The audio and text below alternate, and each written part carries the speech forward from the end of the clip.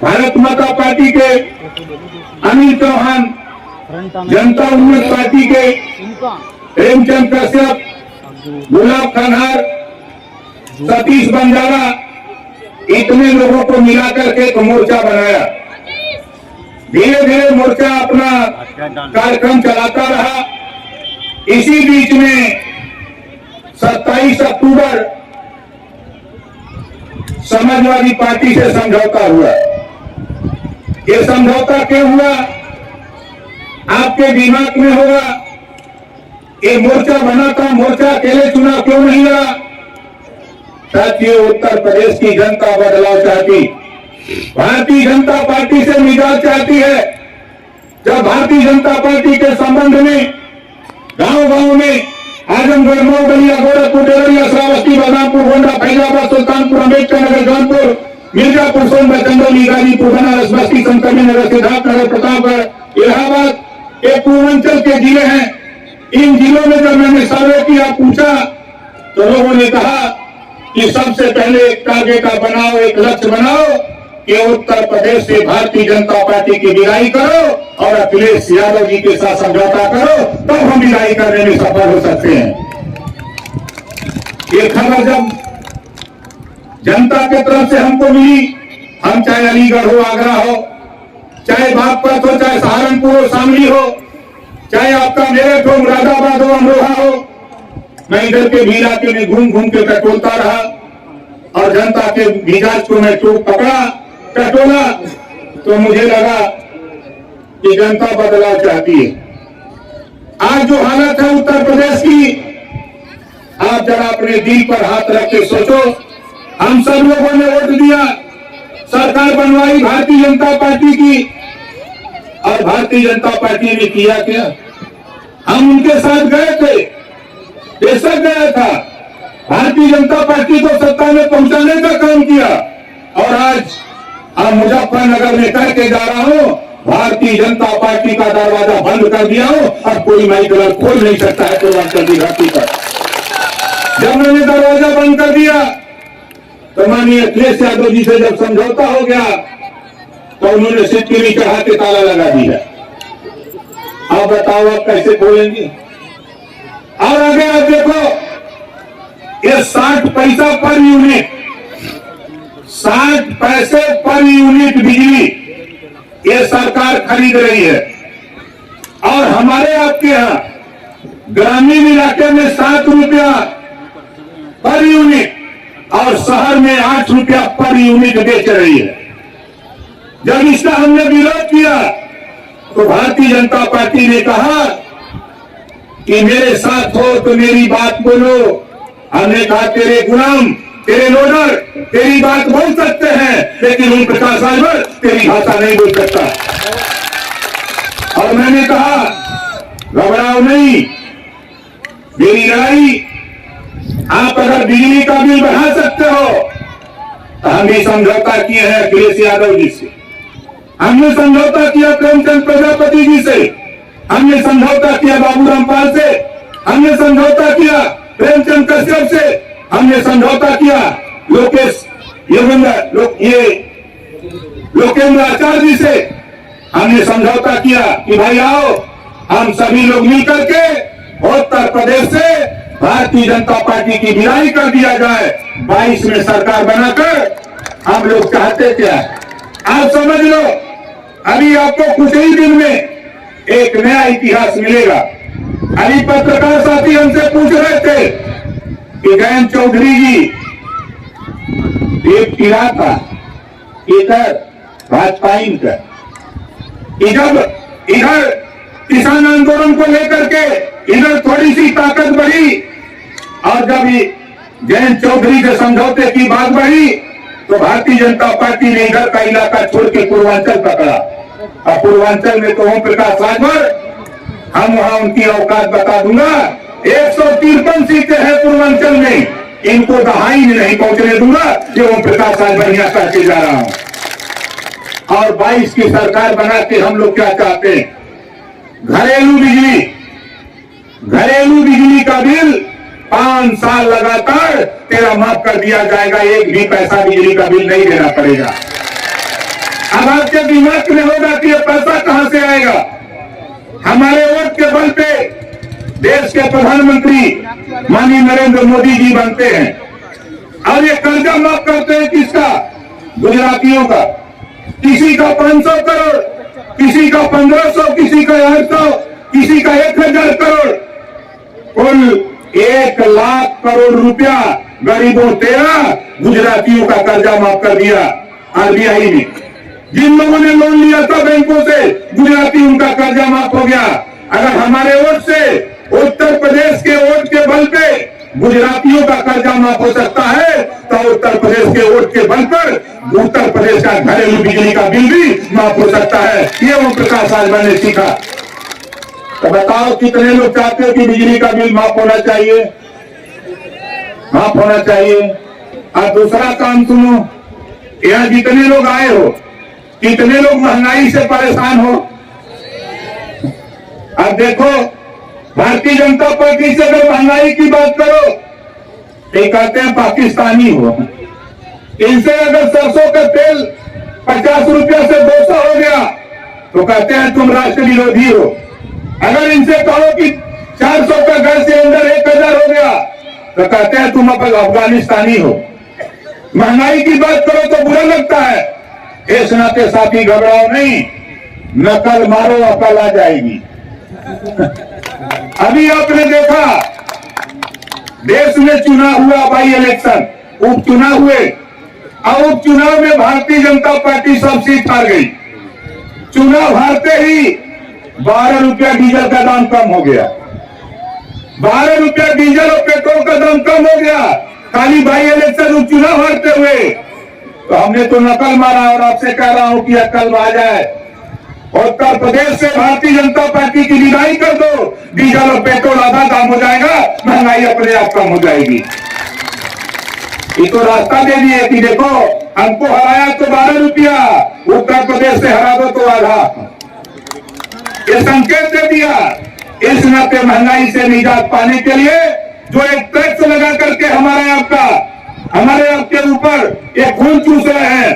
मैंने माननीय अखिलेश यादव जी से बात किया, उन्होंने कहा कि जाओ, चाहे 200 हो, 500 हो, 10,000 हो, 20,000, 1 लाख, 2 लाख हो, जाकर सीना ठोक के कहो कि जिस दिन सरकार बनेगी उस दिन महंगाई हम टैक्स हटाएंगे और महंगाई पे काबू पाने का काम शुरू करेंगे। आप बताओ महंगाई कम किया जाए कि न किया जाए? कितने लोग चाहते हो कि महंगाई कम किया जाए? काम किया जाए। अब तीसरा काम देखो, देश एक है, संविधान एक है, प्रधानमंत्री एक, राष्ट्रपति एक, और कानून दो। कानून दो, एक तरफ प्राइवेट स्कूल, दूसरी तरफ सरकारी स्कूल। प्राइवेट स्कूल में कैसे कंप्यूटर, और प्राइवेट स्कूल में, सरकारी स्कूल में कैसे कबूतर, कैसे कंप्यूटर पढ़ के हवाई जहाज चलाएगा। गरीब, कमजोर, अति पिछड़ा, अति दलित, कैसे कबूतर पढ़ के खाली धान काटेगा, धान के खेत में खाल उखाड़ेगा। ये काम बंद। 22 में गरीबों सरकार बनाओ, एक समान शिक्षा। जो पाठ्यक्रम प्राइवेट स्कूल में होगा वही पाठ्यक्रम सरकारी स्कूल में लागू करा करके मांगूंगा। दूसरा काम शिक्षा पे, अनिवार्य शिक्षा, स्नातकोत्तर तक, कॉपी, किताब, फीस, दवाई, भोजन, वजीफा, कपड़ा, जूता, मोजा, टाई, बैग, कलम फ्री में, स्नातकोत्तर तक बिना पैसा में पढ़ाने का कानून। इसके बाद जो माँ बाप अपने बेटा बेटी को स्कूल नहीं भेजेगा ऐसे माँ बाप को जेल भेजने का भी कानून बनाऊंगा। बोलो सही रहेगा कि नहीं सही रहेगा? सही रहेगा ना। और चौथा कानून देखो क्या बनाने की तैयारी में है। तो भगवान न करे, ऊपर वाला न करे, कोई बीमार हो, लेकिन व्यवस्था है, कोई भी गरीब का बीमार होता है तो पैसे के लिए अपना खेत रकम गिरवी रख देता है, जमीन रख देता है, ब्याज पे रुपया लेके उस बीमार अपने परिवार का इलाज कराता है। हमने भी देखा, मैं जहां से विधायक हूं, गाजीपुर के जहूराबाद से, आज के तारीख में आप गूगल पे जाके पूछ लेना, 6 करोड़ 28 लाख रुपया गरीबों के इलाज के लिए हमने अपनी कलम से जहूराबाद की धरती पर देने का काम किया। आप भी एमएलए बनाते हो, आपके भी क्षेत्र से एमएलए होगा। क्या किसी एमएलए ने किसी गरीब के इलाज के लिए 5,000 रुपया दिया? बोलो दिया? नहीं दिया। जब हमने उत्तर प्रदेश में 75 जिले में घूम करके, चाहे वो बुंदेलखंड का इलाका हो, चाहे सहारनपुर मंडल हो, चाहे आपका मेरठ मंडल हो, चाहे मुरादाबाद का मंडल हो, अलीगढ़ हो, आगरा हो, हम 18 मंडल में घूम करके टटोले, तो मैंने भी सोचा कि चलो सरकार बना लेते हैं। रुपए की कमी नहीं, सरकार बनाकर एक कानून बना देते हैं। कोई भी गरीब बीमार होता है, किसी जाति का हो, चाहे इलाज कराना है, ऑपरेशन कराना हो, जितना रुपया लगेगा उतना रुपया सरकार देगी और गरीबों का इलाज फ्री होगा। ये कानून उत्तर प्रदेश में बनवाना चाहते हैं। तो बताओ, ये कानून बनना चाहिए कि नहीं बनना चाहिए? बनना चाहिए। पांचवा चीज हम क्या चाहते हैं, ये करे घरे 10 परिवार हो और राशन कार्ड में 4 लोगों का नाम हो। जिस परिवार में 10 लोग हो और राशन कार्ड में 4 लोगों का नाम हो, तो बताओ 10 लोगों को राशन मिलेगा? 10 लोगों को राशन मिलेगा? नहीं मिलेगा। इसी नाते भारतीय जनता पार्टी भाग रही है। जातिवाद जनगणना कराने से हम लोगों ने मन बनाया, अखिलेश यादव जी से तय हुआ है कि उत्तर प्रदेश में 22 में सरकार बनाकर जातिवाद जनगणना कराकर जितना बजट होगा उतना बजट सभी जातियों के विकास के लिए उत्तर प्रदेश में इलाज कराने का काम किया जाएगा। तो कितने लोग चाहते हो कि जातिवाद जनगणना हो जाए? सब लोग चाहते हो, लेकिन यहां बैठे हुए ही लोग क्या चाहते हैं? दुनिया में अगर झूठ बोलने वाला कोई नेता है तो उसका नाम है नरेंद्र मोदी जी। नरेंद्र मोदी जी दूसरे नंबर का झूठा अगर कोई उत्तर प्रदेश में। अब आप देखो, अब आपको तो पता नहीं होगा, हम ऐसे कह दिए। मोदी जी ने कहा था, सौगंध मुझे इस मिट्टी की, सौगंध मुझे इस मिट्टी की, देश नहीं बिकने दूंगा।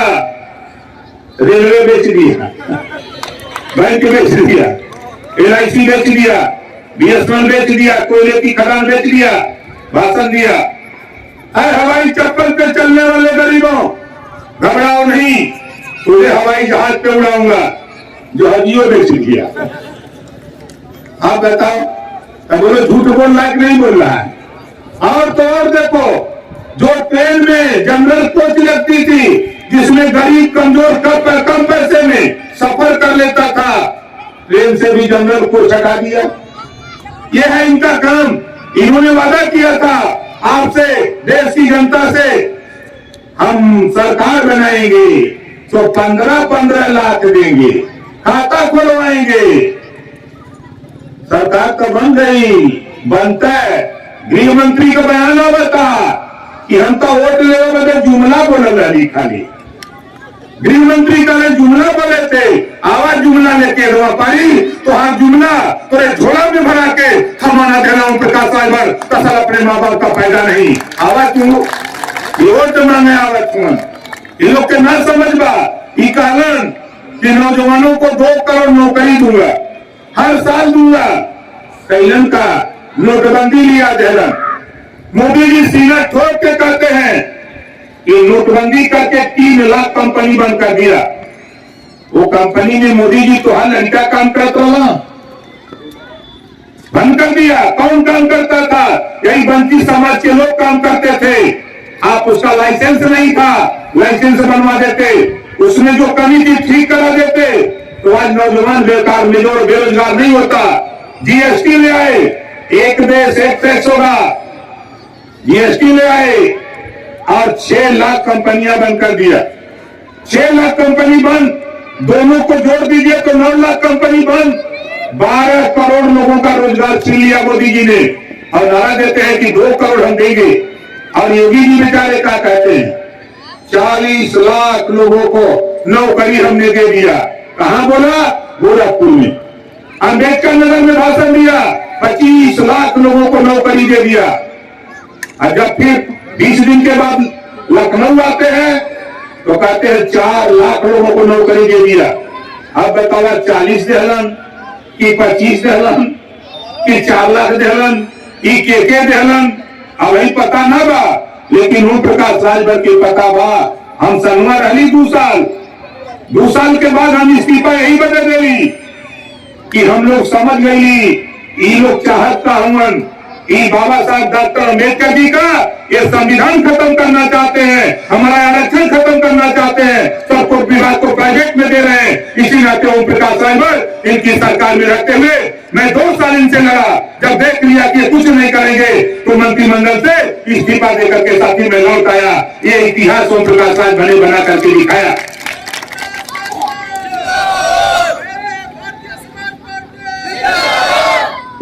बता, लड़ाई सही हो कि गलत था? जो हम लोग लड़ाई शुरू कैले भाई, ये लड़ाई सही हो कि गलत था? सही बात। कितना जने जो सही लगत बा, सही लगत है ना? सही लड़ाई लड़ाई जाए कि न लड़ाई जाए? लड़ाई जाए। कितना जने चाहत हुआ कि लड़ाई जाए? चाहत हुआ ना? तो देखा, एक काम करे के बाद हम 27 अक्टूबर के मऊ के धरती पर एक नारा लगौले भाई, वहां नारा लगौले भाई कि बंगाल में केला हो गए तो उत्तर प्रदेश में खदेरा हो गए। बोला होई कि ना होई? अब बढ़िया खदेरा हो गए। और दूसरा नारा 17 तारीख को हमने गाजीपुर से शुरू किया है, जब तक भाजपा की विदाई नहीं तब तक कोई ढिलाई नहीं। जब तक भाजपा की विदाई नहीं तब तक कोई ढिलाई नहीं। इनके विदाई कर देवे क्या, इनका दवाई हम पूर्वांचल से शुरू कर लिए। हम 13 तारीख के आवत है शामली में, 13 तारीख को हमारे शामली में, और शामली में भाई मनोज कश्यप जी इधर आइए, जोरदार ताली बजा के इनका स्वागत करिए।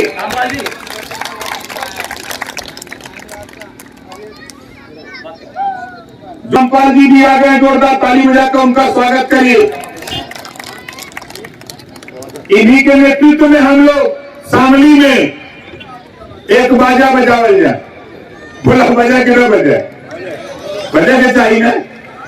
वहां हम लोग मन मिजाज बना के ये देखा देवल जाए कि अगर उधर बलिया से तोहर विदाई है, इधर शामली से ही तोहर विदाई है। और यही 27 तारीख के आप लोग सोशल मीडिया पर देख लिया, टीवी पर देख लिया। यही 27 तारीख को हरदोई में, लखनऊ जो उत्तर प्रदेश का मध्य है, लखनऊ मध्यांचल में भी भारतीय जनता पार्टी की विदाई हम सब हरदोई में 5 लाख लोगों को जुटाकर वहां से विदाई करने जा रहा हूं भारतीय जनता पार्टी का। आप देखिएगा 27 तारीख को सोशल मीडिया पे देख लीजिएगा, टेलीविजन पे देख लीजिएगा, आपको मिलेगा। आपको वहां जाने की जरूरत नहीं है। हम अपने नेताओं से कहूंगा कि आप जरूर आइएगा, कम से कम आपको देखिए, आप वहां देख लीजिएगा। हमारे अमरीश कश्यप जी हैं जो सहारनपुर मंडल के मंडल अध्यक्ष हैं, भाई अमरीश जी को मंडल अध्यक्ष बनाया जा रहा है। और हमारे मनोज कश्यप जी को भारतीय समाज पार्टी का प्रदेश का महासचिव बनाया जा रहा है। जोरदार ताली बजा करके मनोज जी का स्वागत करिए आप लोग। और आज हमारे बीच में भाई श्रीमती मधुबाला तुरैया जी जो जिलाध्यक्ष महिला मोर्चा की है, जोरदार ताली बजा करके इनका स्वागत करिए। ये रामपुर से आई हैं, भाई शरण कुमार कश्यप जी जो समाजसेवी जिला रामपुर हैं, और हमारे संदीप बंजारा जी, अभी आप लोग नया नाम सुनते होंगे बंजारा जी का। पूरे उत्तर प्रदेश में ये बड़ी मजबूती से ये भाजपा की विदाई की तैयारी में है। हमारे संदीप बंजारा जी हैं, संजय बंजारा जी हैं, सौरभ कश्यप जी हैं, दीपक वाल्मीकि जी हैं, संजय कुमार जी हैं। ये सभी साथियों के नाम पे एक बार जोरदार ताली बजा करके स्वागत करिए। देखा, ताली बजाओ में तो हम रुपया ना मांगे थे भाई। अब देखिए, ये ऋतुराज कश्यप जी हैं, जोरदार ताली बजा करके इनका स्वागत करिए।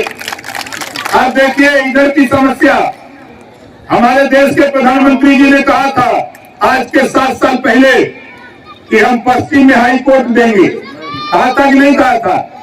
7 साल बीत गया, आज तक नहीं दिया। और आगे देखिए क्या खेल होता है। हमारे मोदी जी ने कहा था, अरे गरीबों घबराओ नहीं, अरे गरीबों घबराओ नहीं, 14 दिन में गन्ना का भुगतान करूंगा। अरे किसानों घबराओ नहीं, 14 दिन में किसानों का भुगतान होगा। और गन्ना लेके इधर से हिलोगे, उधर पैसा ले लो। गन्ना का भुगतान भाई ये भाजपा अभी उत्तर प्रदेश से जाए के अंदर तैयारी बा। यही वजह हम बहुत कुछ नहीं, आपसे सिर्फ इतना कहूंगा साथियों कि आपस में जो प्रदेश में नफरत की राजनीति भाजपा ने पैदा किया है, हम भाईचारा की राजनीति शुरू करें, हम मिल्लत की राजनीति शुरू करके हम हक अधिकार मान सम्मान की लड़ाई लड़ने की शुरुआत करें। इसी बात के साथ हम अपनी बारी को यही विराम देता हूं। जय सुरेंद्र, जय भीम, जय कश्यप, जय भारत।